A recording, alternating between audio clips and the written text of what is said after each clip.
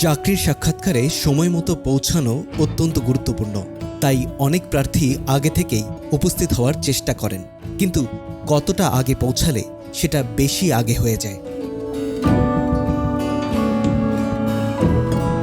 সম্প্রতি এক ব্যবসায়ী লিঙ্কডইনে তার অভিজ্ঞতা শেয়ার করেছেন, যেখানে তিনি ব্যাখ্যা করেছেন কেন সাক্ষাৎকারের নির্ধারিত সময়ের ২৫ মিনিট আগে উপস্থিত হওয়া একজন প্রার্থীকে চাকরি না দেওয়ার সিদ্ধান্ত নিয়েছেন। যুক্তরাষ্ট্রের অ্যাটলান্টা ভিত্তিক the brothers that just do gutters নামক প্রতিষ্ঠানের মালিক ম্যাথিউ প্রিওয়েট বলেন, অফিস অ্যাডমিনিস্ট্রেটরের পদের জন্য এক প্রার্থী এতটাই আগে এসে গিয়েছিলেন যেটা তার কাছে নেতিবাচক বলে মনে হয়েছে। তিনি লিঙ্কডইনে লেখেন, গত সপ্তাহে একজন প্রার্থী অফিস অ্যাডমিনিস্ট্রেটর পদের সাক্ষাৎকারে ২৫ মিনিট আগে উপস্থিত হন। এটিই ছিল তাকে না রাখার অন্যতম বড় কারণ। পোস্টে তিনি কমেন্টকারীদের এ বিষয়ে ভাবনা জানতে চান। তিনি লেখেন, আপনাদের কি মনে হয়, কেউ যখন অনেক আগেই সাক্ষাৎকারে চলে আসেন তখন কি করা উচিত? এই পোস্টটি সামাজিক মাধ্যমে ব্যাপক আলোচনার জন্ম দেয়। পরে ম্যাথিউ প্রিওয়েট ব্যাখ্যা করেন কেন তিনি এমন আগেভাগে পৌঁছানোকে নেতিবাচক হিসেবে দেখেছেন। তিনি লেখেন, সাক্ষাৎকারে কিছুটা আগে পৌঁছানো ভালো, কিন্তু অতিরিক্ত আগে পৌঁছানো সময় ব্যবস্থাপনার দুর্বলতা বা সময় নিয়ে অতিরিক্ত প্রত্যাশার ইঙ্গিত দিতে পারে।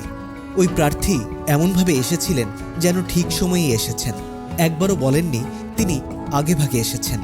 আমি সাক্ষাৎকার শুরুর ১০ মিনিট আগে সময় রেখেছিলাম।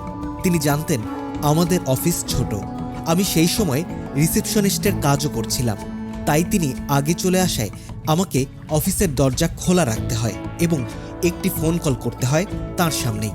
যদিও সেটি গোপনীয় কিছু ছিল না, তবে এটি আমাকে তাড়াহুড়ার মধ্যে ফেলেছিল। ম্যাথিউ প্রিওয়েট আরও জানান, ওই প্রার্থীর এত আগেই চলে আসাটা সামাজিক সচেতনতার অভাব এবং খারাপ সময় ব্যবস্থাপনার ইঙ্গিত দেয়। তিনি উল্লেখ করেন, অনেক চাকরি বিষয়ক পরামর্শ প্ল্যাটফর্মগুলো সাক্ষাৎকারের ৫ থেকে ১৫ মিনিট আগে পৌঁছাতে বলে এবং খুব বেশি আগে উপস্থিত হওয়া থেকে বিরত থাকতে বলে। পোস্টটির কমেন্ট সেকশনে অনেকেই ম্যাথিউ প্রিওয়েটের সঙ্গে দ্বিমত পোষণ করেন এবং মনে করেন প্রার্থীকে অন্যায়ভাবে বিচার করা হয়েছে। একজন মন্তব্য করেন, ধরুন প্রার্থীর যাতায়াতের একমাত্র উপায় ছিল বাস, যেখানে সময়ের নিয়ন্ত্রণ তার হাতে ছিল না। আমি বরং দেখতাম সে যথাসময়ে পৌঁছানোর জন্য সর্বোচ্চ চেষ্টা করেছে। আরেকজন তো লিখেই বসেন, ওই প্রার্থীর আপনার প্রতিষ্ঠানে চাকরি না হওয়ায় ভালোই হয়েছে, আমি বরং খুশি যে তিনি বাদ পড়েছেন।